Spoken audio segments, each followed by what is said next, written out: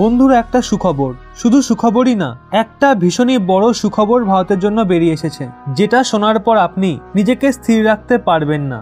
আপনাদের কাছে শুধু একটাই অনুরোধ, এই সুখবরটা শোনার পর প্রত্যেককে শেয়ার করে দেবেন। তাহলে চলুন জেনে নিই কি সেই দুর্দান্ত সুখবর। বন্ধুরা, এখন ভারতের না তো S-400 এর প্রয়োজন আছে, না S-500 এর প্রয়োজন আছে, আর না তো ইসরায়েলি ডেভিড স্লিংস বা আয়রন ড্রোনের প্রয়োজন আছে, না তো আমেরিকার থার প্যাট্রিয়টের প্রয়োজন আছে। কারণ ভারত নিজেরই S-400 বা প্যাট্রিয়ট যাই বলুন না কেন বানিয়ে ফেলেছে। আর সব থেকে খুশির ব্যাপার, এর টেস্ট খুব শীঘ্রই আগামী কিছু মাসের মধ্যে হতে চলেছে।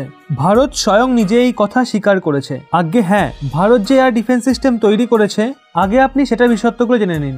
যে সমস্ত স্টেলথ ফাইটার জেটস আছে সেগুলোকে ধ্বংস করতে পারে। তাছাড়া যে সি-সিকিং মিসাইল রয়েছে, মানে যেটাকে ইন্টারসেপ্ট করা ভীষণই কঠিন হয়ে ওঠে, যেটাকে ডেস্ট্রয়ার বা কোনো শিপ থেকে ছাড়া হয়, সেগুলোকে ধ্বংস করতে পারে। এছাড়াও যেভাবে S-400কে 5 থেকে 10 মিনিটে এক জায়গা থেকে অন্য জায়গায় ট্রান্সপোর্ট করে নিয়ে যাওয়া যায়, 5 মিনিটের মধ্যে সেটা তৈরি হয়ে যায় ফায়ার করার জন্য, ঠিক একই রকমের সিস্টেম মাত্র 5 মিনিটে এটা রেডি টু ইউজ হয়ে যায়। একদম S-400 এর মতোই ডিফেন্স সিস্টেম, বরং S-400 এর থেকে আরো বেশি উন্নত মানের। কারণ S-400 এ মানা হয় তার রেঞ্জ 400 কিলোমিটার, কিন্তু তার যে মিসাইল রয়েছে সেগুলো এফেক্টিভলি 250 কিলোমিটার পর্যন্ত ভালোভাবে হিট করতে পারে। তার 400 কিলোমিটার রেঞ্জের যে মিসাইল রয়েছে সেগুলোর এফিসিয়েন্সি নিয়ার অ্যাবাউট 70%। এই মুহূর্তে বলা হচ্ছে ভারতের যে 400 কিলোমিটার রেঞ্জের মিসাইল রয়েছে সেগুলোর এফিসিয়েন্সি অনেক বেশি, যদিও আমাদের তার জন্য এখনো টেস্ট অবধি অপেক্ষা করতে হবে। খুব শীঘ্রই এর টেস্ট হবে, ততদিন আমাদের একটু অপেক্ষা করতে হবে। কিন্তু আমাদের আশা রয়েছে, জিহাব এজেন্সিগুলোর তরফ থেকে বলা হয়েছে যে এর এফিসিয়েন্সি রেট ভীষণই ভালো হবে, যেন সেরকমটাই হয়। এই মিসাইল ডিফেন্স সিস্টেমের নাম XRSAM-2।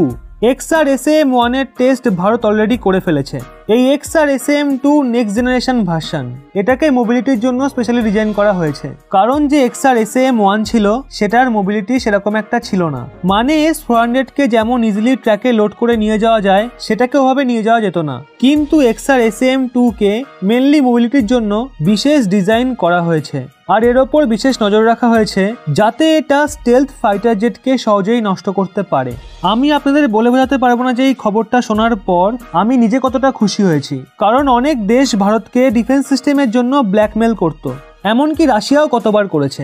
ভারতের 1-1.5 বছর আগেই ডিফেন্স সিস্টেম হাতে পাওয়ার কথা ছিল, কিন্তু কখনো 6 মাস কখনো 7 মাস বলে বলে শুধু ভারতকে পিছিয়ে দেওয়া হয়েছে। আর এখন বলছে 2021-এর শেষে দেবে, আর না জানি তখনও না কোনো বাহানা বানিয়ে দেয়।